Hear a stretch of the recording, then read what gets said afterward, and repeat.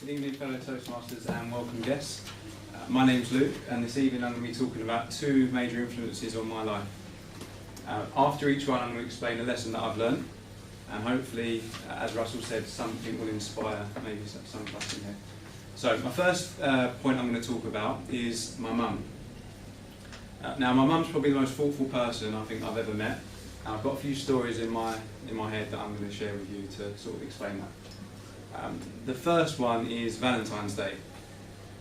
I must have been about 3 or 4 years old, and I saw my mum and dad exchanging gifts, chocolates, flowers, presents, and I knew it wasn't Christmas, I knew it wasn't a birthday, so I got really upset, really cried, and I didn't know where my stuff was.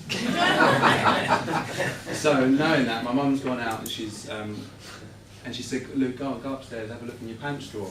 So I opened my pants drawer and there's a nice box of chocolates in there, and I felt part of I was really happy. I had a homemade card and I felt part of the Valentine's Day festivities. Coming back to the present day, it was Valentine's Day last month, and I woke up in the morning and opened I call it my underwear drawer now, not my and there was a bag of minstrels in there.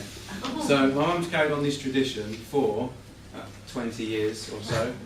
Now either she thinks I'm terribly insecure or it's just a novelty thing. Either way, it's like to do something for that amount of time is really, really thoughtful. And it's not until I actually asked her, Mum, why do you put stuff in my pants drawer, underwear drawer every Valentine's Day? And she told me that story, which I didn't even remember. So that was nice.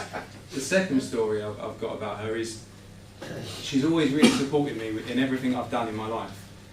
Nothing's ever been too much for her, and she's always encouraged me to do things, and this is she highlighted this in the sense of joining clubs. So she really encouraged me to join football club, tennis club, athletics club, drama club, chess club, swimming club if I haven't said that, and golf club. So that's 7 clubs. At one point I had more clubs than Tiger Woods. But she didn't just give me these clubs to sort of keep me occupied on the weekend. She generally believed I could achieve and excel in everything I did. So the lesson I learned from my mum and all the support she's given me is that anything is possible. You can achieve anything if you want. And she never said that to me in her words, but her actions spoke louder than words. So if I was going to take anything from her, it would be that you or I can achieve anything. You really can. So that's the first one, my mum. My second major influence is football. Some of you know that I'm quite keen into my football. I've had a relationship with football now for my whole life since I was 5, so 20 years. And if I was going to compare my relationship to football to that with a girl, I'll try and explain it. So from 5 to 10 years old, I was getting to know her. I was taking her out on dates, probably reluctantly paying. Seeing if I wanted to spend the rest of my life with her, and seeing if I wanted to take her back to meet my mum. Or I didn't want my mum to sign her up for clubs, but just seeing if I wanted to take her back. So in football sense, I joined my school team. I joined my Sunday league team. I collected football stickers, and my passion was almost bubbling under the surface. And then I got from 11 years old to 18. And I'd say that this was the honeymoon. This was love, infatuation, bliss. Every morning I couldn't wait to wake up. And I really wanted to spend the rest of my life with this person. So I ate, slept, breathed, dreamt football.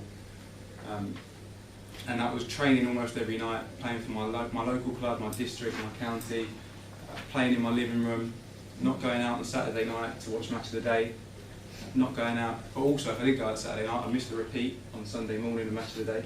And we didn't have Sky Plus in them days. I'm not that old, but so everything was football my whole life, and I had real dreams of being a professional footballer. I'd say realistic dreams as well. I supported Arsenal, and they hardly ever lost. We had the invincible team that didn't lose a game all season. And then I got to the final stage, from the 19 to where I am in the present day. And I'd say that now she's a bit of a nag.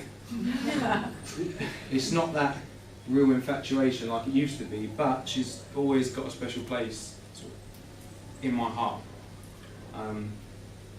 So I'd say that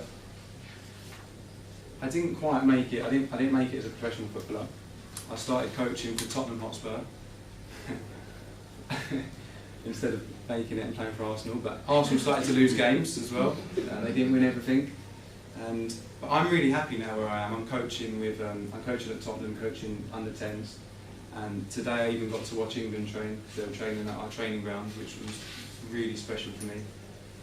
And the lesson I learned from football was that things don't always turn out how you expect them to.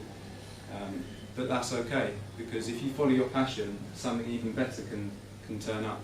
And in my circumstance, I believe that did happen.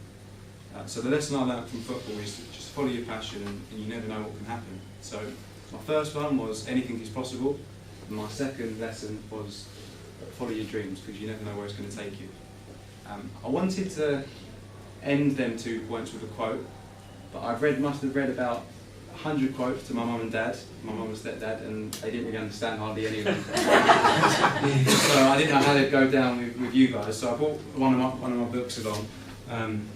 It's actually my mum's book, and I read it when I was about 15. It's Paul McKenna, How to Change Your Life in 7 Days. I'm a bit of a geek for the self-help stuff, but I was just going to flick it to any page, because quotes on most pages, and I'm going to read, hopefully the one I'll read will relate to something that what I've said. So does anyone want to just say stop? Okay, say stop. Ready? Stop. No quote, do it again. Stop. Okay, there's 2 quotes.